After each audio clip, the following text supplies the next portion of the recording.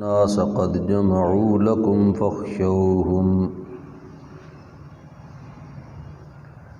فاخشوهم فزادهم إيمانا وقالوا حسبنا الله ونعم الوكيل فانقلبوا بنعمة من الله وفضل لم يمسسهم سوء واتبعوا رضوان الله والله ذو فضل عظيم صدق الله ومن أصدق من الله قيلا اللهم صل على سيدنا ومولانا محمد وعلى آل سيدنا ومولانا محمد وبارك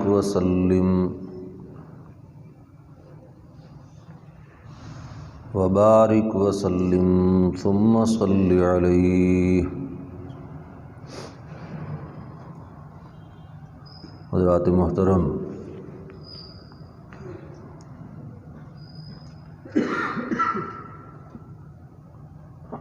سیرت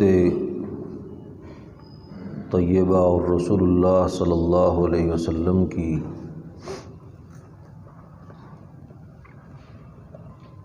حیات مبارکہ کے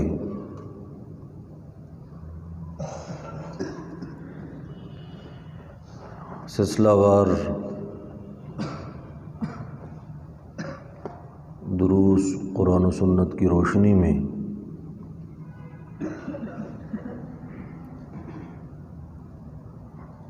آپ حضرات کے سامنے بحمد اللہ تعالی ایک عرصہ سے جاری و ساری ہیں۔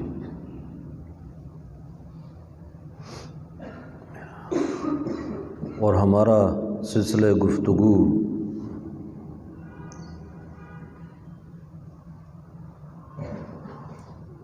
مدنی زندگی کے ابتدائی حالات و واقعات تک پہنچا ہے۔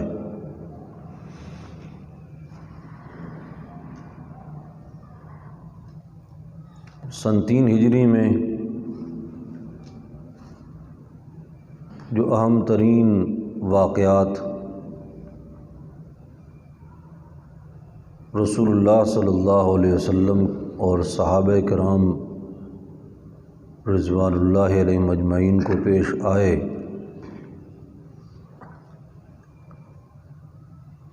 ان کا مختصر بیان آپ کے سامنے ہو چکا ہے۔ انہی میں غزوہ بدر، غزوہ احد بھی ہے،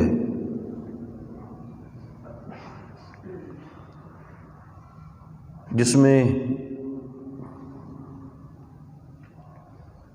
مسلمانوں کی جماعت کا ایک بہت بڑا امتحان ہے۔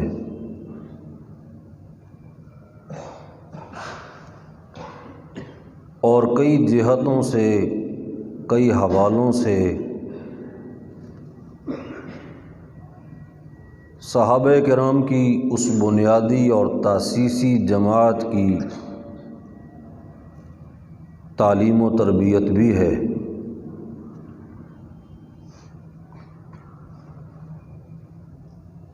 جیسے یہ عرض کیا جا چکا ہے کہ غزوہ بدر اور غزوہ احد میں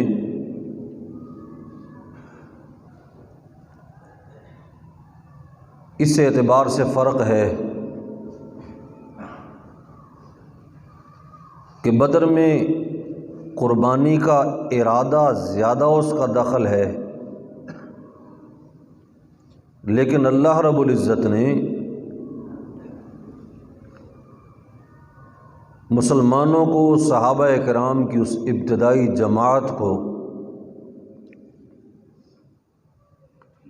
فتح تک پہنچنے کے لیے زیادہ مشکل میں اللہ نے نہیں ڈالا۔ ایک دن یہ دن کی کچھ گھڑیوں میں، کچھ گھنٹوں میں جماعت مشرکین کا ایسا صفایا کر دیا گیا کہ وہ فتح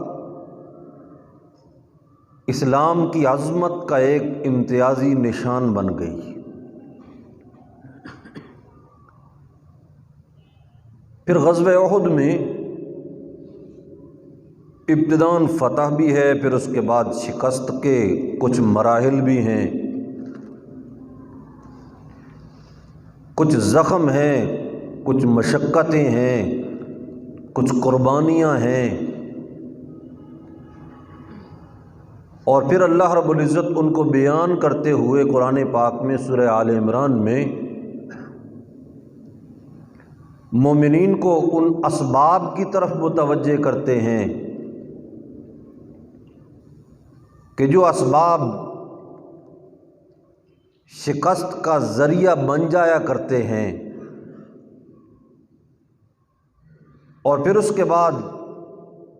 خود رسول اللہ صلی اللہ علیہ وسلم کا زخمی ہونا ہے، اور 650 صحابہ میں سے 70 صحابہ کا شہید ہو جانا ہے، پھر مشرکین کا اپنے گمان کے مطابق فتح سے ہمکنار ہو کے واپس لوٹنا ہے، اور پھر قرآن پاک کی ان آیات میں صحابہ کرام کو تسلی ہے، اور بہت سارے مختلف اسباق کا ذکر ہے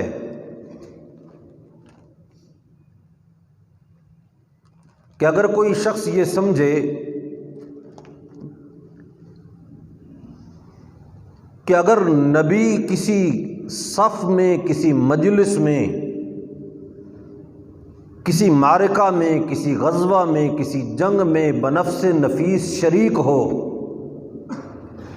تو یہ ممکن ہی نہیں ہے کہ شکست ہو جائے، فتح ضرور ہوگی۔ تو اللہ رب العزت نے اس نظریے کا بھی سد باب کیا ہے، فرمایا فتح و شکست اللہ کے ہاتھ میں ہے، پیغمبروں کے ہاتھ میں فتح اور شکست نہیں ہوا کرتی۔ یہ بھی تربیت ہے۔ پھر جو کام رسول اللہ کی زندگی میں کرنا ہے صلی اللہ علیہ وسلم، آپ کی وفات کے بعد بھی وہ کام کرنا پڑے گا، اس لیے کہ ایمان کا تعلق رسول اللہ کی زندگی کے ساتھ نہیں ہے صرف کہ جب تک آپ زندہ ہیں اس وقت تک ایمان رہے گا، اور جب آپ دنیا سے تشریف لے کر دوسرے جہان میں منتقل ہو جائیں گے تو اس وقت یہ سبق گویا کہ بھول جانا ہے، الیاذ باللہ۔ فرمایا نہیں، وما محمد الا رسول قد خلت من قبلہ الرسل افإن مات أو قتل انقلبتم على أعقابكم فمن ينقلب على عقبيه فلن يضر الله شيئا۔ فرمایا یہ بھی اللہ کے رسول ہیں، اور آپ سے پہلے بھی اللہ کے رسول کئی گزر چکے ہیں۔ اگر رسول اللہ صلی اللہ علیہ وسلم وفات پا جائیں یا آپ کو قتل کر دیا جائے تو کیا تم اپنے ایڑیوں کے بل واپس چلے جاؤ گے اور ایمان کو چھوڑ بیٹھو گے؟ فرمایا خبردار سن لو، رسول اللہ کی وفات کے بعد بھی اگر کوئی شخص اپنے ایمان کو چھوڑے گا اللہ کا کوئی نقصان نہیں کرے گا، اپنا نقصان کر بیٹھے گا۔ اب دیکھو یہ آیات جس وقت نازل ہوئی ہیں اس وقت کا منظر اپنی جگہ پر، پھر رسول اللہ صلی اللہ علیہ وسلم کی وفات کا جو حادثہ تھا کتنا بڑا حادثہ ہے، کوئی معمولی بات تو نہیں ہے۔ کسی کا اگر کوئی لیڈر اور قائد دنیا سے رخصت ہوتا ہے تو اس کو غم اور جو دکھ ہوتا ہے وہ کارکن اس بات کا احساس رکھتے ہیں کہ اپنے گھر کے کسی بڑے کی وفات پہ وہ دکھ نہیں ہوتا جتنا اپنی لیڈر اور قیادت کی وفات پہ ہوتا ہے، اور پھر قیادت ہو، اور قیادت ہو جناب رسول اللہ کی صلی اللہ علیہ وسلم، امام الانبیاء ہوں، اور دنیا سے جب رخصت ہوں جان نثار صحابہ، وفادار صحابہ، آپ کے شاگرد، آپ کے تلامذہ، آپ کے ایک اشارے ابرو پہ مر مٹنے کا عزم رکھنے والے لوگ، ان کے سامنے جب اس بات کی خبر پہنچتی ہے تو ان کا حال کیا ہوگا؟ سیدنا عمر رضی اللہ تعالیٰ عنہ جیسا بطل جلیل انسان،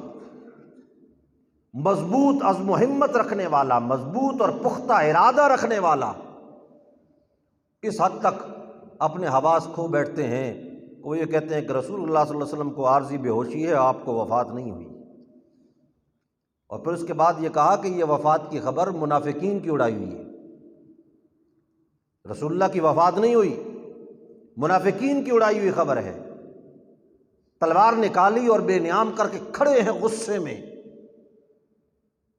اور للکار کے کہتے ہیں کہ جس کی زبان سے نکلا کہ رسول اللہ فوت ہو گئے میں گردن اڑا دوں گا۔ رسول اللہ فوت نہیں ہوئے، یہ سازش ہے منافقین کی، حالانکہ رسول اللہ صلی اللہ علیہ وسلم فوت ہو چکے ہیں، جس میں کوئی شک و شبہ بھی نہیں تھا۔ اس حال میں کسی میں یہ جرت نہیں تھی کہ حضرت عمر رضی اللہ تعالیٰ عنہ کو جا کر پکڑے اور ان کو سہارا دے سکے، کوئی بات ان کے کان میں کہہ سکے، کوئی سمجھا سکے۔ سیدنا صدیق اکبر رضی اللہ تعالیٰ عنہ ممبر پہ تشریف لے گئے، اور وہاں جا کر اللہ کی حمد و ثنا کے بعد یہی قرآن پاک کی آیت پڑھی، وما محمد الا رسول قد خلت من قبلہ الرسل افإن مات أو قتل انقلبتم على أعقابكم۔ کیا رسول اللہ کی وفات کے بعد ہمارا یہی حال ہونا ہے کہ ہم اپنے حواس کو کھو بیٹھیں، ہم اپنے مشن کو گویا کہ بھول جائیں؟ پھر اس کے بعد یہ یاد دلایا کہ کیا آپ کو یہ معلوم نہیں کہ خود اللہ کے قرآن نے یہ کہا تھا انک میت وانہم میتون۔ فرمایا عمر بھول چکے ہو اس بات کو۔ فرمایا من کان منکم یعبد محمدا فإن محمدا قد مات، جو یہ سمجھتا ہے کہ رسول اللہ صلی اللہ علیہ وسلم نے کبھی فوت نہیں ہونا تو گویا کہ وہ رسول اللہ کی الوہیت کا دعویٰ کرتا ہے، اور اس کو یہ جاننا چاہیے کہ اس کا الہ فوت ہو چکا ہے۔ ومن کان یعبد اللہ فإن اللہ حی لا یموت، اور جس شخص کے دل میں یہ ہو کہ میری عبادت کا مرکز و محور صرف اللہ کی ذات ہے، اس کو یہ جاننا چاہیے کہ اس کا رب کبھی فوت نہیں ہوگا، وہ زندہ و نمیرندہ ہے، وہ الحی القیوم ہے۔ حضرت عمر رضی اللہ تعالیٰ عنہ نے جب یہ آیات سنی تو ان کی تو یہ شان یہی تھی کہ وقاف عند القرآن تھے حضرت عمر۔ وقاف عند القرآن کا مطلب یہ کہ قرآن پاک کی جب آیات پڑھی جاتی تھی تو جرت ختم ہو جاتی تھی۔ آپ نے ایمان کا واقعہ نہیں سنا، کتنے غصے میں آ کے مار اور پیٹ رہے تھے، لیکن جو قرآن پاک سامنے پڑھا گیا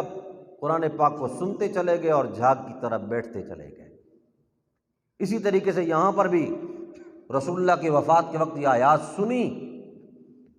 سکتہ طاری ہو گیا، بالکل نیچے، پہلے کھڑے تھے غصے کے حال میں، نیچے بیٹھتے چلے گئے اور بیٹھ کر اس کے بعد یہ کہا جزاک اللہ ابو بکر، مجھے تو قرآن پاک کی آیات کا ذہول اس موقع پر ہو گیا تھا، مجھے تو یاد ہی نہیں تھا کہ قرآن پاک میں یہ آیات موجود ہیں، آپ نے مجھے یاد دلوا دی۔ تو عرض کرنے کا مطلب یہ کہ غزوہ احد کا یہ سبق تھا کہ رسول اللہ نے بھی ہمیشہ اس دنیا میں نہیں رہنا ہے صلی اللہ علیہ وسلم، لیکن ایمان نبی پاک صلی اللہ علیہ وسلم کی زندگی تک نہیں ہے، موقت چیز نہیں ہے، دائمی چیز ہے، اس کو ہمیشہ اپنے سینے سے لگا کر رکھنا ہے اور ایک لمحے کے لیے، ایک پل سے اپنے آپ سے جدا نہیں ہونے دینا ہے۔ اللہ علیہ۔ اور پھر اس کے بعد ایک سبق یہ بھی تھا کہ امیر کی اطاعت لازمی کرنی۔ فرمایا کہ لو امر علیکم رجل حبشیا، فرمایا کہ ایک حبشی آدمی کو بھی اگر تمہارے اوپر امیر مقرر کر دیا جائے تو تمہارے اوپر یہ ضروری ہے کہ اس کی بات مانو، جب تک کہ وہ قرآن و سنت کے خلاف بات نہ کرے، اس وقت تک تم اس کے پابند رہو، تم نے اس کی بات کو ماننا ہے، اس کی بات کو تسلیم کرنا ہے۔ اللہ، تو امیر کی اطاعت بھی ضروری ہے۔ اور یہ سارے واقعات اور اسباب بیان کرنے کے بعد بظاہر ایک تھوڑا سا تاثر ذہن میں پیدا ہوتا تھا کہ صحابہ کرام نے غلطی کیوں کی، صحابہ کرام سے کیوں غلطی ہوئی؟ دیکھو جی، غلطی کی بنیاد پر یہ سارا کچھ ہو گیا، 70 صحابہ شہید ہو گئے، لیکن اللہ رب العزت نے قرآن پاک میں صحابہ کرام کی اس لغزش کا ذکر کرنے کے بعد، تنبیہات کو نازل کرنے کے بعد، لام قسمیہ کو ذکر کر کے فرمایا وَلَقَدْ عَفَا عَنْكُمْ، اللہ رب العزت نے تمہیں معاف کر دیا ہے۔ وَلَقَدْ عَفَا اللَّهُ عَنْهُمْ، اللہ نے ان کو معاف کر دیا ہے۔ پھر صیغہ خطاب بھی ذکر کیا، فرمایا وَلَقَدْ عَفَا عَنْكُمْ، کہ بعض اوقات انسان نا کسی کا تذکرہ کرتے ہوئے اس کا نام لینا گوارا نہیں کرتا نا، لیکن کہتا ٹھیک ہے جی اس کو معافی دے دی گئی، تو پھر سننے والے کے ذہن میں یہ ہوتا ہے دیکھو جی نام لینا جو گوارا نہیں کیا، ہو سکتا ہے ابھی رنجش باقی ہو۔ ایک مرتبہ تو اللہ نے فرمایا کہ اللہ نے ان کو معاف کر دیا، دوسری مرتبہ اللہ نے صحابہ کو خطاب کر کے کہا وَلَقَدْ عَفَا عَنْكُمْ، صحابہ کرام اللہ نے تمہیں معاف کر دیا ہے۔ اب دیکھو یعنی کمی نہیں چھوڑی اللہ رب العزت نے، لیکن اس کے باوجود اگر کوئی صحابہ کرام کے کردار پہ انگلی اٹھائے تو خدا کی قسم کائنات میں اس سے بڑا بدقسمت انسان اور کوئی نہیں، کہ صحابہ کرام سے جو کچھ ہوا وہ امت کی تربیت کے لیے ضروری عمل تھا۔ اگر یہ مناظر اس زمانے میں پیش نہ آتے، کئی مرتبہ اس پر گفتگو ہو چکی ہے، بعد بھی اس قسم کے حالات و واقعات پیش آتے، امت کے پاس نیکیوں کے نمونے موجود ہوتے، گناہ اور توبہ کے نمونے موجود نہ ہوتے۔ انبیاء تو معصوم ہے نا، انبیاء سے تو گناہ ہو ہی نہیں سکتا۔ اللہ رب العزت نے صحابہ کرام سے بعض وہ کام کروا کر جو کام مجھ سے ہونے تھے، آپ سے ہونے تھے، قیامت تک آنے والے انسانوں سے ہونے تھے، اللہ رب العزت نے اس قسم کے کاموں کا ارتکاب بھی کروایا، پھر ان کی ندامت کو بھی بیان کیا، پھر ان کی معافی کو بھی اللہ رب العزت نے بیان کیا، تاکہ قیامت تک کے لیے ہر شخص کے لیے نمونہ بن جائے۔ نیک لوگوں کا نمونہ ہو تو پھر بھی صحابہ ہوں، اور اگر کوئی مجرم اپنے جرم سے توبہ کرنا چاہے تو پھر بھی صحابہ کرام نمونہ ہو اس کے لیے، اللہ ہر قسم کے لوگوں کے لیے نمونہ ہو۔ اور پھر اس غزوے میں لوگ غلطیاں دیکھتے ہیں لیکن قربانیاں نہیں دیکھتے، کہ صحابہ کرام نے قربانیاں کس قسم کی دیں، اللہ اللہ۔ خدا کی قسم یہ غزوہ احد جو ہے یہ تو عزم و ہمت کی صحابہ کرام کی اس قسم کی داستان ہے کہ قرآن پاک کے اوراق میں ان کے خون کی رنگینیاں قیامت تک ایک سونے کی طرح چمکتی رہیں گی، اللہ اللہ۔ جس وقت مسلمانوں کی جماعت ایک مرتبہ نرغے میں آئی، فتح کا منظر شکست کی طرف بدلنے لگا، رسول اللہ صلی اللہ علیہ وسلم ایک نسبتاً بلند جگہ پہ آپ تشریف فرمائے اور کھڑے ہیں، آپ نے دیکھا کہ مشرکین کی ایک ٹولی ہے مسلمانوں کی ایک بہت بڑی جماعت کو گھیرے میں لے رہی۔ اب ایک طرف آپ کھڑے ہیں، منظر یہ ہے، ایک طرف وہ ٹولی ہے مسلمانوں کی اور پیچھے سے مشرکین آ رہے ہیں اور وہ گھیرے میں لے رہے ہیں اس کو۔ اب ظاہر بات ہے جب وہ گھیرے میں لیں گے تو انتہائی خطرناک منظر ہوگا سامنے۔ اب ایک صورت تو یہ تھی کہ رسول اللہ صلی اللہ علیہ وسلم وہاں سے 9 صحابہ آپ کے ساتھ تھے، چھوٹی سی جماعت کو لے کر خاموشی سے پیچھے آپ چلے جاتے اور کوئی باہر جا کر دور جا کر تدبیر کرتے، آپ ذرا بلندی پہ تھے، آپ اس مشرکین کی ٹولی کو دیکھ رہے تھے، مسلمان بھی آپ کے سامنے تھے۔ یا دوسری بات یہ تھی کہ آپ مسلمانوں کو متوجہ کرتے کہ بے خبری میں ان پر حملہ آور نہ ہو جائیں مشرکین، لیکن اس صورت میں اپنی جان کا خطرہ تھا، اس لیے کہ مسلمانوں کی جماعت کی بنسبت مشرکین کی جماعت آپ کے قریب تھی اور آپ کی آواز ان تک پہنچنے کا، مشرکین تک پہنچنے کا امکان زیادہ تھا، لیکن آپ نے قربان جائیے اپنی جان کی پرواہ کیے بغیر آپ نے مسلمانوں کو خبردار کیا، فرمایا مسلمانوں بچو، پیچھے دیکھو مشرکین کی ایک پوری جماعت تمہارے اوپر حملہ آور ہو رہی ہے۔ جب آپ نے اپنی زبان مبارک کے الفاظ نکالے، مشرکین نے کہا دیکھو جی ہمارا تو کام بن گیا ہے، رسول اللہ ادھر موجود ہیں اور صحابہ کرام کی مختصر جماعت آپ کے پاس ہے، ان کا رخ آپ کی طرف ہو گیا۔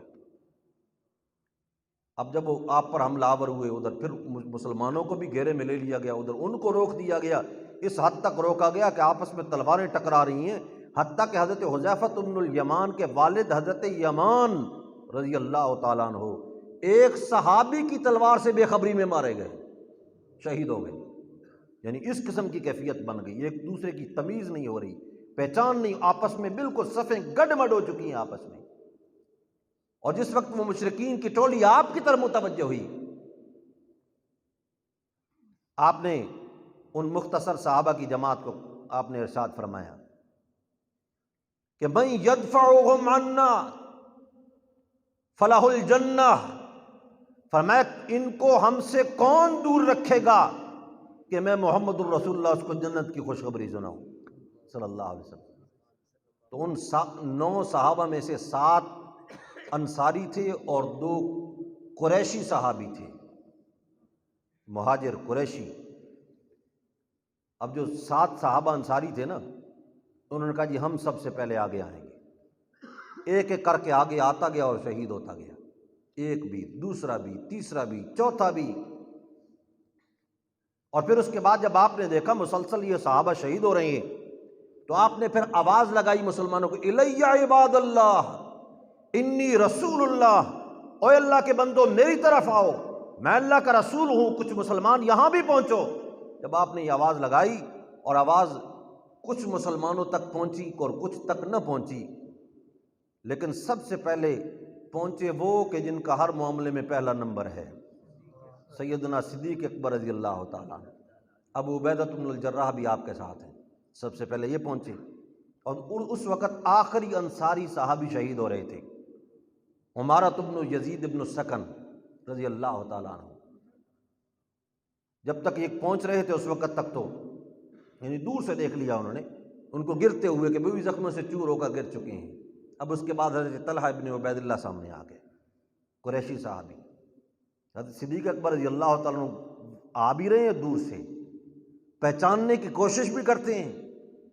اور ساتھ ہی یہ کہتے ہیں کیسا خوش نصیب انسان ہے وہ جو رسول اللہ کے دفاع میں آپ کے سامنے ڈھال بن کے کھڑا ہے، اللہ کرے وہ طلحہ ابن عبید اللہ ہو، اس لیے کہ میرا رشتہ دار ہے۔ اللہ خود ابھی تک نہیں پہنچ سکے، لیکن دل میں خواہش ہے کہ کاش رسول اللہ کی حفاظت میرے رشتہ دار کے ذریعے سے ہو رہی ہے۔ اللہ دعا کر رہے ہیں اللہ کرے طلحہ ابن عبید اللہ ہو۔ جب قریب پہنچے تو دیکھا واقعتاً حضرت طلحہ ابن عبید اللہ ہے، لیکن اس وقت تک ڈھال ٹوٹ چکی ہے، ہاتھوں کی انگلیاں شل ہو چکی ہیں، وجود کام کرنے سے عاری ہو چکا ہے، 10 بڑے بڑے زخم ان کے وجود پہ لگ چکے ہیں۔ اور جب یہ حضرات پہنچے تو رسول اللہ سے انہوں نے حال پوچھا، آپ نے میں سبق دیکھو اپنے بھائی کو سنبھالو، اس نے جنت کو واجب کر لیا ہے، اپنے بھائی کو سنبھالو، اس نے جنت کو واجب کر لیا، لیکن ادھر آپ خود زخمی ہیں۔ وہ ان کی طرف متوجہ ہونے کی بجائے آپ کی طرف متوجہ ہوئے، اور آپ زخمی کس طرح ہوئے؟ آپ اس مقام پر جب کھڑے تھے، مشرکین کی وہ جو جماعت آئی ان میں سے عتبہ ابن ابی وقاص نے پہلے آپ کو ایک پتھر مارا، آپ کے ایک پہلو میں لگا اور آپ اس کی وجہ سے نیچے گر گئے، نچلا ہونٹ زخمی ہو گیا، آپ کا ایک ربائی دانت یہ کہا جاتا ہے درمیان والے دانتوں سے دائیں بائیں جو دانت ہوتے ہیں، نیچے کا ایک دانت جو ہے آپ کا وہ بھی شہید ہو گیا۔ پھر ایک اور مشرک آیا، اس نے آ کر زور سے آپ کے کندھے پہ تلوار ماری، اور تلوار بڑے زور سے لگی، لیکن چونکہ آپ نے ڈبل زرہ پہنی ہوئی تھی زرہ کٹ نہ سکی، لیکن اس ضرب کی وجہ سے 1 مہینہ تک آپ کو کندھے میں درد ہوتا رہا۔ اور تیسرا مشرک آیا عبداللہ ابن قمعہ، اس نے آ کر تلوار کا ایک وار سر میں کیا، آپ کا سر مبارک زخمی ہوا، اور دوسرا وار اس نے آپ کے چہرے کے اوپر کیا، اور خود کے آگے جو سامنے جو کڑیاں لٹکی ہوتے ہیں زنجیریں، اس کی 2 کڑیاں آپ کے رخسار مبارک کے اندر جو اوپری ہڈی ہوتی ہے اس کے اوپر اندر جا کر چبھ گئی۔ اب یہ کیفیت ہے کہ خون بھی جاری ہے، نچلا ہونٹ بھی پھٹا ہوا ہے، سر مبارک بھی زخمی ہے۔ تو صحابہ کرام نے سنبھالنے کی کوشش کی۔ ابو عبیدہ جن کے متعلق یہ پچھلے درس میں بیان ہو چکا ہے کہ ایک کڑی نکالی تو ایک دانت چلا گیا، دوسری کڑی نکالی تو دوسرا دانت بھی چلا گیا، اور اس کے بعد یہ کہا جاتا ہے کہ 2 دانت گرنے کے باوجود کسی آدمی کا حسن باقی نہیں رہتا، لیکن ابو عبیدہ کا حسن پہلے سے بھی 4 گنا زیادہ ہو گیا۔ اللہ۔ اور اس حال میں ادھر حضرت طلحہ سنبھالتے ہیں رسول اللہ صلی اللہ علیہ وسلم کو، اور سعد ابن ابی وقاص سنبھالتے ہیں رضی اللہ تعالیٰ، جن کے متعلق یہ میں نے بتلایا کہ رسول اللہ نے ڈھیر لگا دیا تیروں کا آپ ان کے قریب، ایک ایک تیر اٹھا کے آپ دیتے جا رہے ہیں، فرماتے چلاؤ فدا کا ابی و امی، ارمی یا سعد فدا کا ابی و امی، تیر چلاؤ میرے ماں باپ تیرے اوپر قربان ہو جائیں، تیر چلاؤ میرے ماں باپ تیرے اوپر قربان ہو جائیں۔ اب یہ معمولی قربانیاں نہیں تھی صحابہ کرام کی، اللہ، اور رسول اللہ صلی اللہ علیہ وسلم کے ارد گرد ڈھال بن کے کھڑے ہیں، پھر بڑی طریقے سے سنبھال کے لے جاتے ہیں، اور حیرانگی کی انتہا ہے حضرت طلحہ ابن عبید اللہ جیسے زخموں کے متعلق آپ سن چکے، کتنے زخمی ہو چکے تھے، لیکن آپ کو بلندی پر پہنچانے کے لیے پھر بھی کندھا فراہم کیا رسول اللہ کو، آپ بلندی پہ، آپ اس کندھے پہ سوار ہو کے آپ اوپر گئے، اور جب حضرت فاطمہ رضی اللہ تعالیٰ عنہ، حضرت علی رضی اللہ تعالیٰ عنہ کو یہ پتہ چلا کہ آپ زخمی ہیں، حضرت فاطمہ گھبرا کے آئیں، پریشانی کے عالم میں آپ کو دیکھا، اور پھر فوراً ایک چٹائی کو جلایا، اس کی راکھ کو اکٹھا کیا، آپ کے زخموں کے اوپر لگایا، اور اس طرح آپ کا خون جو ہے وہ بند کیا حضرت فاطمہ نے رضی اللہ تعالیٰ عنہ۔ اور جس وقت یہ کیفیت بنی، ابتداً پہلے جو منظر فتح کا تھا،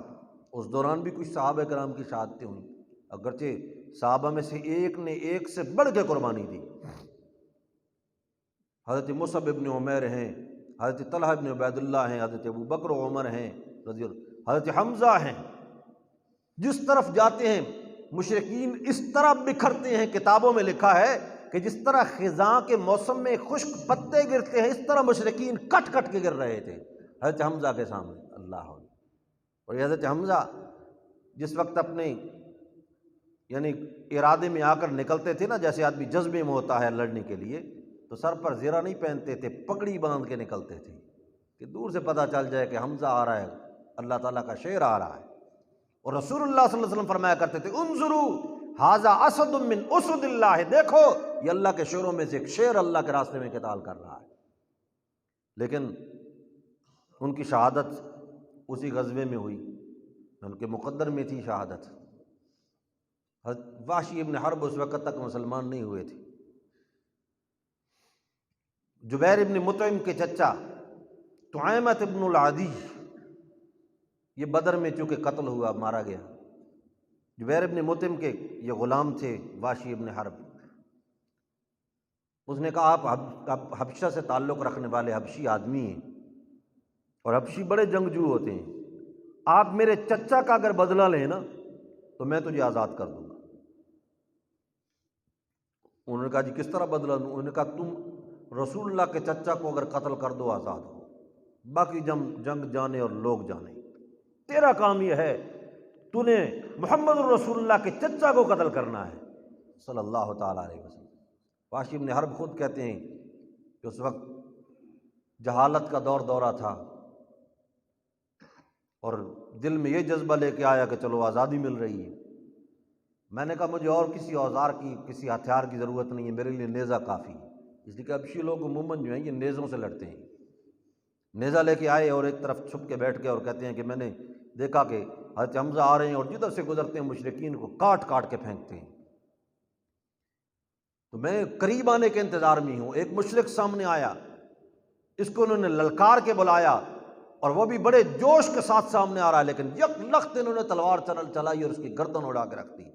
لیکن اتنے میں میرے قریب آ گئے تو میں نے تاک کر نیزہ مارا، ناف سے کچھ نیچے لگا اور وہ نیزہ پار ہو گیا۔ اب اٹھ کر میری طرف بھاگنے کا ارادہ کرتے ہیں، لیکن زخم اتنا خطرناک لگ چکا ہے کہ پھر گر گئے اور وہیں ان کی شہادت ہو گئی۔ کہتے ہیں میں تو وہیں سے واپس آ گیا،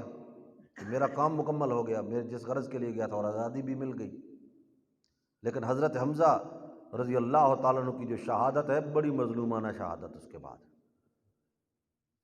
اس لیے کہ پھر حضرت حمزہ کی وجہ سے باقی صحابہ کا بھی ان کی لاشوں کا مثلا کیا گیا۔ عربی میں مثلا کہا جاتا ہے اعضاء کو کاٹنا، کان کاٹ دیے گئے، ناک کاٹ دیا گیا، آنکھیں نکال لی گئیں، ہونٹ کاٹ دیے گئے، چہروں کو مسخ کر دیا گیا، بگاڑ دیا گیا چہروں کو۔ اور ہند بنت عتبہ جو ہے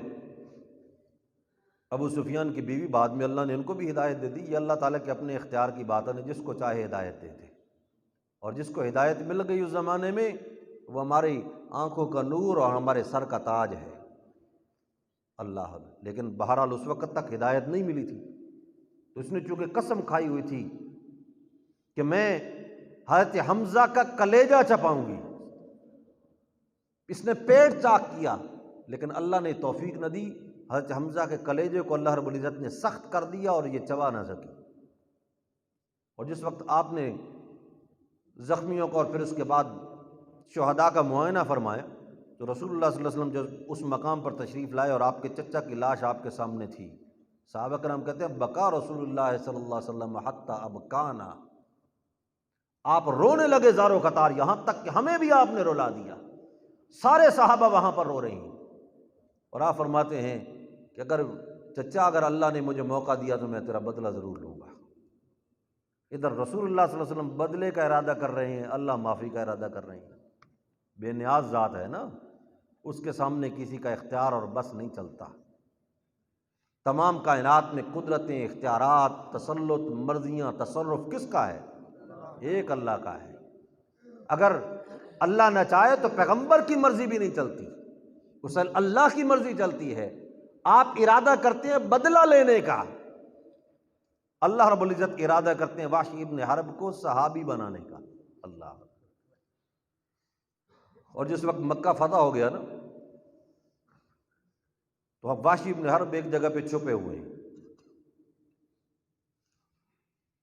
اور چھپ کر پیغام بھیجا۔ کسی نے کہا چلے جاؤ سامنے، کوئی حرج نہیں، آج معافی کا اعلان ہو چکا۔ اس نے کہا نہیں، میرے لیے معافی نہیں ہوگی،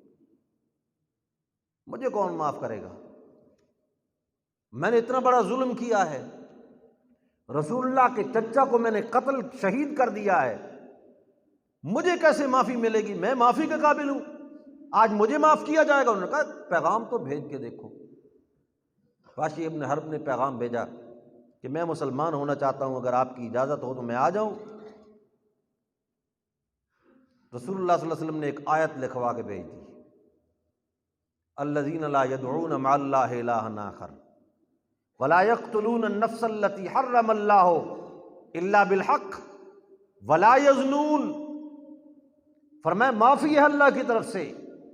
ان لوگوں کے لیے جو اللہ کے ساتھ کسی اور کو عبادت و پکار میں شریک نہیں کرتے، ناحق قتل نہیں کرتے، زنا کا ارتکاب نہیں کرتے۔ وحشی بن حرب تک جب یہ آیات پہنچی تو اس نے کہا کہ یہاں یہ تو نری شرطیں ہیں، میں تو ایک شرط پہ بھی پورا نہیں اترتا ہوں، میں کیسے جاؤں؟ میں نے غیر اللہ کی عبادت و پکار بھی کی ہے، مجھ سے قتل ناحق بھی سرزد ہوا ہے، اور اس سے بڑا قتل ناحق کیا کہ میں نے اللہ کے رسول کے چچا کو قتل کیا ہے، اور زنا کا ارتکاب بھی مجھ سے ہوا ہے۔ میں کس طرح یعنی ان شرائط کی موجودگی میں اطمینان کر سکتا ہوں اپنی جان پر؟ تو پیغام دوبارہ واپس اس نے بھیجا کہ یہ شرائط جو ہیں ان کی بنیاد پر تو میرا آنا مشکل ہے۔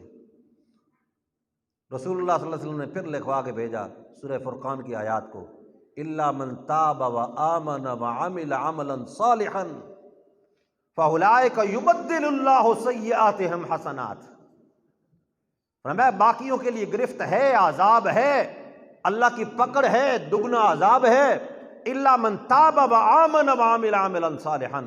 جس نے توبہ کی، ایمان لایا، نیک اعمال کیے، فاولئک یبدل اللہ سیئاتہم حسنات، ایسے لوگوں کی برائیوں کو بھی اللہ نیکیوں میں بدل دیں گے۔ لیکن وحشی بن حرب یہاں پر بھی مطمئن نہیں ہوئے۔ دیکھو جرم دیکھو، اور پھر اس کے بعد یعنی فرمائش کا انداز دیکھو، لیکن اللہ کی نوازش کا انداز بھی دیکھو۔ انہوں نے کہا دیکھو ان ھذہ لشروط، یہ تو ساری نری پھر شرطیں آ گئی، الا من تاب و آمن، یہ بات تو ہو گئی، توبہ بھی ہو جائے گی، ایمان بھی ہو جائے گا، وعمل عملا صالحا، اس بات کی کیا گارنٹی ہے کہ ساری زندگی نیک اعمال ہوتے رہیں گے؟ بعد میں ہو سکتا ہے جرم ہو جائیں، تو پھر توبہ جو قبول ہو گئی تھی وہ مسترد ہو جائے گی، اس کی بھی مجھے وضاحت چاہیے۔ پھر پیغام بھیجا، رسول اللہ صلی اللہ علیہ وسلم نے آیت لکھوا کے بھیجوائی، یا عبادی الذین اسرفوا علی انفسہم لا تقنطوا من رحمت اللہ فإن اللہ یغفر الذنوب جميعا۔ فرمایا اے میرے وہ بندو جنہوں نے ظلم کیا ہے اپنی جانوں پر، جنہوں نے اسراف کر لیا اپنے آپ پر، اسرفوا علی انفسہم لا تقنطوا من رحمت اللہ، اللہ کی رحمت سے نا امید ہونے کی کوئی ضرورت نہیں، اللہ سارے گناہ معاف کر دے گا۔ انہوں نے کہا پھر یہ بات بالکل واضح ہو گئی، اس میں کوئی شرط نہیں۔ وحشی بن حرب آئے اور ایمان قبول کیا اور زمرہ صحابہ میں داخل ہو گئے۔ اللہ اللہ، ہدایت کس کے اختیار میں ہے بھائی؟ اللہ کے اختیار میں ہے۔ پھر توبہ کے لیے شیطان انسان کو یہ چکر دیتا ہے، دیکھو جی ہم تو بڑے گناہ گار ہو چکے، اب ہماری نمازیں پڑھنے کا کیا فائدہ ہوگا، اب کیسی توبہ قبول ہوگی بھائی؟ اللہ کی رحمت سے نا امید ہونے کی کوئی اجازت ہو؟ مسلمان اللہ کی رحمت سے نا امید نہیں ہوا کرتا۔ اس کے دربار میں مسلمان گناہ بخشوانے کے لیے جائے تو اس کے دل میں شک اور تردد نہیں ہونا چاہیے۔ جب اس نے یہ کہہ دیا ان اللہ یغفر الذنوب جمیعا، وہ تو سارے گناہ معاف کرتا ہے، اس کے دربار سے یہ تقاضا اور مطالبہ بھی نہیں ہے کہ انسان ہو اور گناہ نہ ہو اس کے پاس، یہ تو مطالبہ ہی نہیں ہے۔ گناہ اللہ رب العزت نے کس کے کرنے کے لیے بنایا ہے؟ انسان ہی گناہ کرتا ہے نا۔ ٹھیک ہے انبیاء معصوم ہیں، انبیاء کے علاوہ کوئی معصوم نہیں، انسان گناہ کرتا ہے، اس سے گناہ ہوتا ہے، لیکن اللہ کو وہ انسان اچھا لگتا ہے جو گناہ ہو جائے تو گناہ کو چھوڑنے کے ارادے کے ساتھ توبہ کر لے اللہ کے حضور۔ فرمایا کل بنی آدم خطاؤن وخیر الخطائین التوابون، فرمایا تمام بنی آدم سے خطائیں ہوں گی، لیکن خطا کاروں میں سے اللہ کو محبوب وہ ہے جو اللہ کے حضور توبہ بھی کرتا ہو۔ اللہ، جس وقت گناہ گار آدمی اللہ کے حضور توبہ کرتا ہے نا، لمبا عرصہ اللہ کو ناراض کیا، منہ موڑے رکھا، اچانک احساس دل میں پیدا ہو گیا آخر میرا ایک رب تو ہے نا، مالک ہے، میں نے اس کو ناراض کیا ہوا ہے، اپنے رب کے دربار میں جاؤں۔ پہنچتا ہے اللہ کے دربار میں، ہاتھ اٹھاتا ہے وہاں پر اور کہتا ہے اے ربی اذنبت، اے میرے اللہ مجھ سے گناہ ہو گیا ہے۔ اور پتہ ہے حدیث میں کیا ہے؟ اللہ رب العزت فرشتوں کی مجلس میں اپنے اس بندے کے عمل پر فخر کرنے لگتے ہیں۔ عالم عبدی ان لہ ربا یغفر الذنب ویأخذ بہ، میرے بندے کو احساس ہو نہیں گیا، دیکھو میرا ہی بندہ ہے نا، احساس ہو نہیں گیا اس کو کہ ایک رب بھی ہے جو پکڑ بھی سکتا ہے اور معاف بھی کر سکتا ہے، اسی لیے بخشوانے کے لیے آ گیا ہے۔ فرشتوں گواہ رہو میں نے اس کے گناہوں کو معاف کر دیا ہے۔ ثم مکث ما شاء، پھر اس کے بعد کچھ وقت گزرتا ہے، پھر دنیا کے دھندے مصروفیتیں اور چکر اور ماحول، اس میں پھر رنگا گیا، پھر گناہ شروع ہو گئے، پھر گناہوں میں مبتلا ہو گیا۔ جاتے جاتے اچانک پھر دل پہ کوئی چوٹ لگی، کہیں سے کوئی دین کی بات سن لی، کسی اللہ والے کی بات دل پہ اثر کر گئی، پھر دل پہ چوٹ لگ گئی، پھر احساس ہو گیا، پھر اللہ کے دربار میں آ گیا، اے رب اذنبت، تو مولا مجھ سے گناہ ہو گیا۔ اللہ پھر فرشتوں کی مجلس میں فخر شروع کر دیتی ہے۔ عالم عبدی ان لہ ربا یغفر الذنب ویأخذ بہ، میرے بندے کو احساس ہو گیا ہے، پتہ چل گیا ہے کہ ایک رب بھی ہے، پکڑ بھی سکتا ہے، معاف بھی کر سکتا ہے، فرشتوں گواہ رہو میں نے اس کو معاف کر دیا ہے۔ پھر اس کے بعد ثم مکث ما شاء، پھر وہی چکر ہے، پھر وہ دنیا کے دھندے ہیں، پھر اسی قسم کی مجلسیں ہیں، پھر ماحول کے اثرات ہیں، پھر اسی میں وہ ڈوب گیا اور غرق ہو گیا، پھر جاتے جاتے اثر ہو گیا، پھر اللہ کے دربار میں آ گیا، پھر معافی مانگنے لگا، اللہ پھر فرشتوں کی مجلس میں فخر کرنے لگے، پھر فخر ہونے لگا۔ فرشتوں نے کہا مولا یہ کب تک یہ معاملہ چلتا رہے گا؟ بندہ آتا ہے، گناہ بخشواتا ہے، چلا جاتا ہے، پھر گناہ کر لیتا ہے،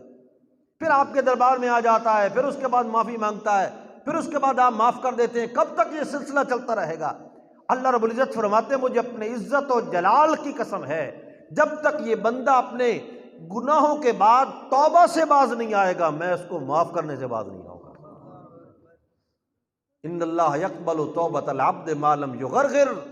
فرمایا اللہ رب العزت اپنے بندے کی توبہ اس وقت تک قبول کرتا ہے جب تک کہ موت کی آخری علامتیں ظاہر نہ ہو جائیں، اس وقت تک بندے کی توبہ اللہ قبول کرتا ہے۔ لوگ کہتے ہیں دیکھو جی گناہ گار ہیں جی،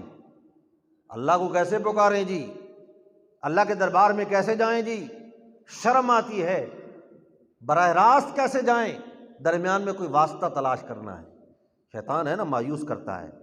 پھر بندہ چاہتا تو ہے اپنے رب سے جوڑنا، جس کے دل میں تھوڑا سا احساس ہو پھر درمیان میں مولوی اور پیر آ جاتا ہے، وہ کہتا ہے دیکھو جی رب کو راضی کرنا ہے تو ہمارے پاس آؤ،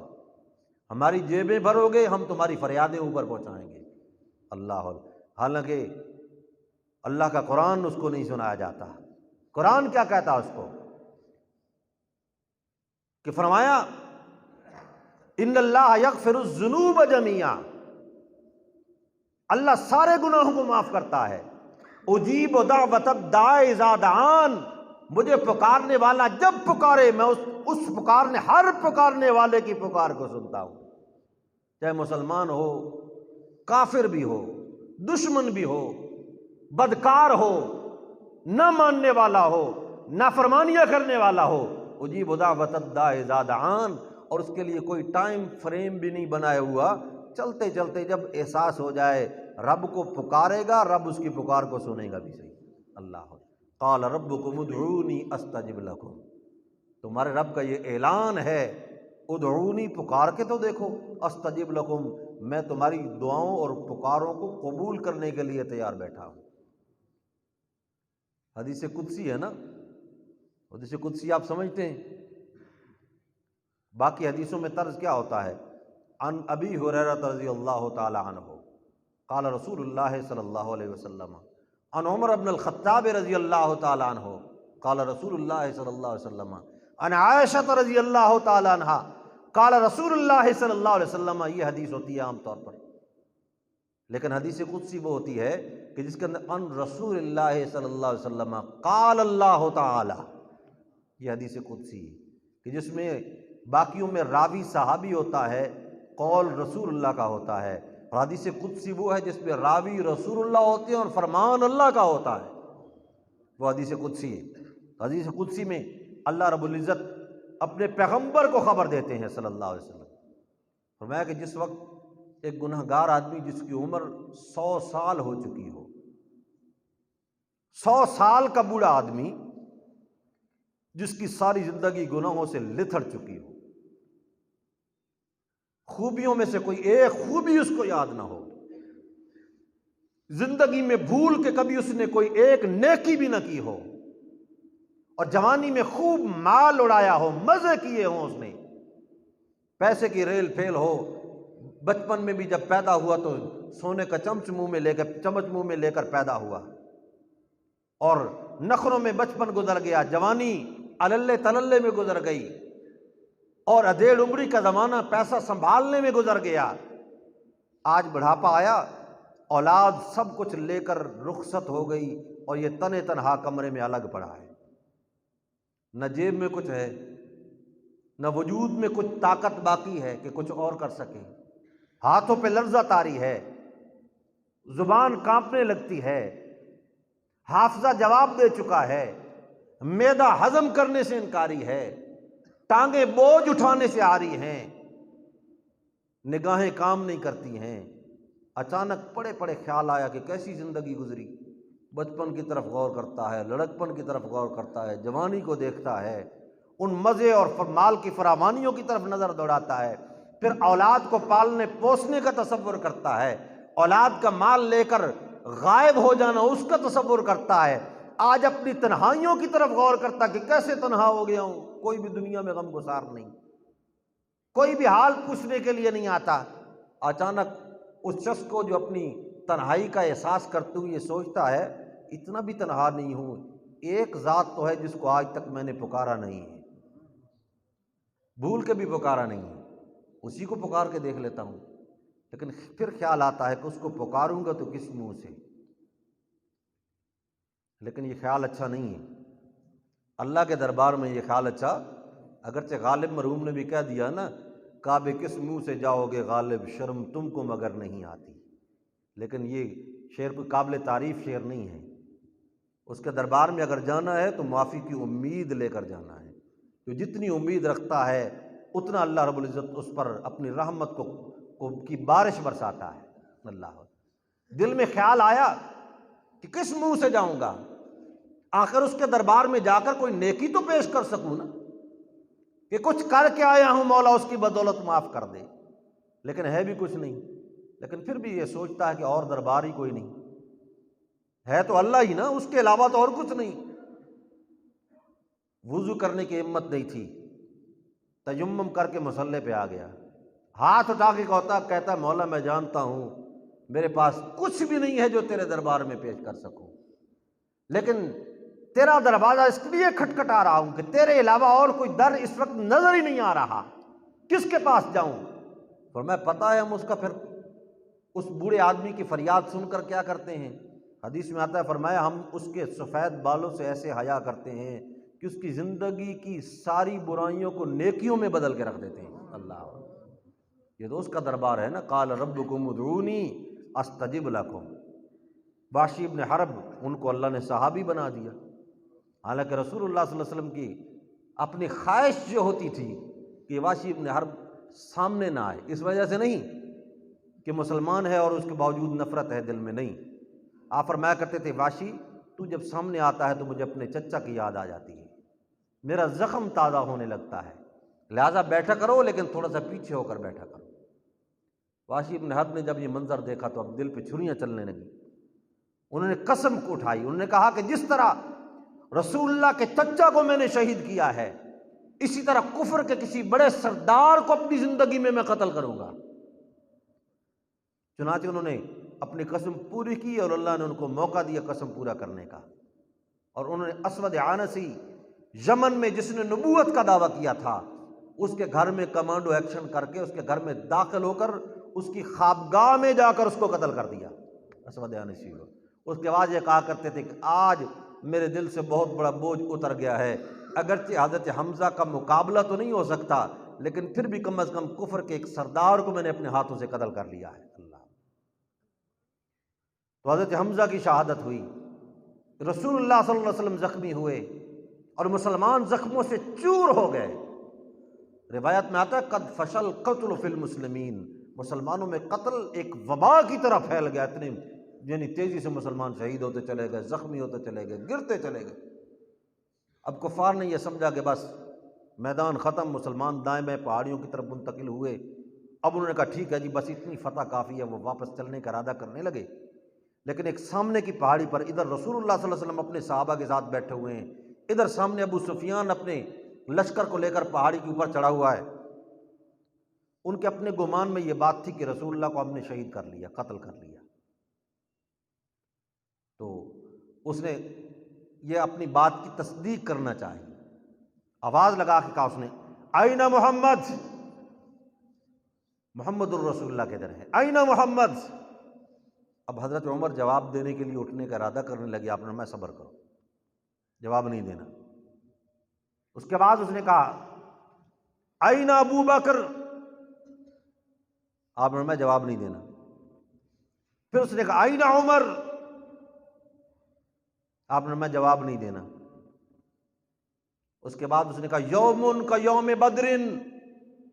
والحرب سجال، فرمایا آج ہم نے بدر کا بدلہ چکا لیا ہے، اور جنگ جو ہے یہ ڈول ہے، کبھی ایک کے ہاتھ میں ہوتا ہے اور کبھی دوسرے کے ہاتھ میں ہوتا ہے۔ اور اس کے بعد اس نے کہا اولو حبل، اولو حبل،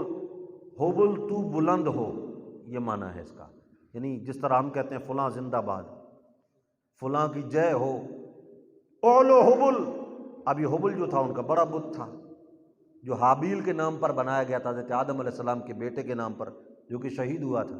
وہ بھی صرف پتھر کی مورتیوں کی پوجا نہیں کرتے تھے، اس کے پیچھے بھی انسانی روحوں کا تصور موجود ہوا کرتا تھا، وہ نیک روحوں کی پوجا کیا کرتے تھے۔ تو اس نے کہا نا اولو حبل، رسول اللہ صلی اللہ علیہ وسلم نے جواب میں حضرت عمر کو کہا اٹھ کے کہو اللہ اعلیٰ و اجل، میرا رب سب سے بلند و بالا ہے۔ اس نے کہا لنا عزا ولا عزا لکم، آپ نے حضرت عمر کو فرمایا کہو لنا مولا ولا مولا لکم۔ اس نے کہا ہمارے پاس عزا فقیر نہیں ہے۔ رسول اللہ نے جواب میں فرمایا کہ ہمارے پاس مولا ہے اور تمہارے پاس مولا اللہ نہیں ہے، اللہ تمہارا مددگار نہیں ہے۔ اس نے کہا کہ ہم نے جنگ کا بدلہ لے لیا ہے، یومن کا یوم بدر والحرب سجال، اور ہم نے بدلہ لے لیا ہے۔ رسول اللہ صلی اللہ علیہ وسلم نے جواب میں فرمایا کہ نہیں، یہ کیسا بدلہ ہوا قتلانا فی الجنہ وقتلاکم فی النار لسنا سوا، ہمارے مقتولین شہداء ہیں اور وہ جنت میں ہیں، تمہارے مقتولین واصل جہنم ہو چکے ہیں، ہم برابر کیسے ہو سکتے ہیں؟ ہم کیسے برابر ہو سکتے ہیں؟ اب اس کے بعد وہ وہاں سے چل پڑا اور مقام ابوا تک پہنچے، جس وقت وہاں جا کر انہوں نے رات گزاری اور دل میں یہ خیال آیا کہ چلو جی تبصرہ کر لیا جائے، کس طرح فتح ہوئی، کیا ہوا۔ جب نتیجے کی طرف غور کیا، انہوں نے کہا جی ہم نے تو کچھ بھی نہیں کیا، نہ محمد الرسول اللہ کو ہم نے قتل کیا، نہ ابو بکر کو قتل کیا، نہ عمر کو قتل کیا، نہ مدینے پہ ہم نے قبضہ کیا، نہ مال غنیمت ہم اپنے ساتھ لائے۔ اب واپس جا کر ہم کیا کہیں گے کہ کچھ زخمی ادھر چھوڑ کے آئے اور کچھ زخمی ہم بھی اپنے ساتھ لائے، اس کے علاوہ فتح کی علامت ہمارے پاس کیا ہوگی؟ ہماری تو فتح نہیں ہے، اپنی قوم کو ہم کیا منہ دکھائیں گے؟ لہذا واپس چلو اور مدینے کا استحصال کر کے آؤ، مدینے کی اینٹ سے اینٹ بجا کے آؤ۔ اب دوبارہ انہوں نے واپس آنے کا ارادہ کیا۔ ادھر رسول اللہ صلی اللہ علیہ وسلم مدینہ طیبہ پہنچے اور آپ لباس جب اتار چکے، آپ نے دیکھا جبریل آیا اور اس نے جنگی لباس پہنا ہوا ہے۔ اور میں جبریل یہ کیا لباس ہے؟ عرض کیا یا رسول اللہ آپ نے تو لباس اتار دیا ہے نا، نہ میں نے لباس اتارا نہ اللہ کے فرشتوں نے لباس اتارا ہے۔ کیوں، کیا وجہ ہے؟ فرمایا مشرکین دوبارہ آ رہے ہیں واپس، ان کا ارادہ حملہ کرنے کا ہے، اب پھر دوبارہ ان کے مقابلے میں نکلنا ہوگا۔ قربان جائیے صحابہ کی عزم و ہمت پر۔ رسول اللہ نے جب فرمایا دوبارہ نکلنے کا ارادہ ہے، کیا خیال ہے؟ خدا کی قسم صحابہ کرام زخموں سے چور ہو چکے تھے، ایک ایک صحابی کو 70 زخم لگ چکے تھے، لیکن کسی ایک صحابی نے بھی یہ نہیں کہا یا رسول اللہ ابھی تو زخم ہیں، کم از کم اپنے زخموں تو درست کرنے لینے دیجیے، ہمیں اپنا علاج تو کر لینے دیجیے۔ نہیں کہا، انہوں نے کہا یا رسول اللہ اگر آپ کا حکم ہے تو کوئی حرج نہیں، اسی حال میں ہم نکلیں گے اللہ کی رضا کے لیے۔ پھر دوبارہ نکل پڑے۔ اللہ اسی کو قرآن نے ذکر کیا نا، الذین قال لهم الناس ان الناس جمعوا لکم فاخشوہم فزادہم ایمانا وقالوا حسبنا اللہ ونعم الوکیل۔ صحابہ کرام کی زبان پہ آیا گیا میں اللہ کافی ہے، وہی بہترین مددگار اور کارساز ہے۔ پھر اللہ رب العزت نے ایک پھر دوسری تدبیر کے ساتھ اس شکست کے اثر کو دوبارہ فتح میں تبدیل کرنا تھا، اس کے لیے ایک نیا غزوہ گویا کہ احد صغریٰ تھا، جس کو حمراء الاسد کہتے ہیں، یہ ایک پیش آ گیا اور اللہ رب العزت نے یہاں پر فتح سے ہمکنار فرمایا۔ اللہ رب العزت صحیح طور پر قرآن و سنت کو سمجھنے کی، عمل کرنے کی توفیق نصیب فرمائے۔ وما علینا الا البلاغ۔ الحمدللہ رب العالمین والعاقبۃ للمتقین والصلاة والسلام علی سیدنا محمد وآلہ وصحبہ اجمعین۔ اللہم انفعنا بالقرآن العظیم واجعلہ لنا اماما ونورا یوم الدین وارزقنا تلاوتہ آناء اللیل واطراف النہار واجعلہ لنا حجتا یا رب العالمین۔ اللہم انا نسألک العفو والعافیہ والمعافاة الدائمة إلى يوم القيامة۔ ربنا لا تزغ قلوبنا بعد إذ هديتنا وهب لنا من لدنك رحمة إنك أنت الوهاب۔ اللهم أحسن عاقبتنا في الأمور كلها واجرنا من خزي الدنيا ومن عذاب الآخرة۔ اللهم إنا نسألك من خير ما سألك منه نبيك محمد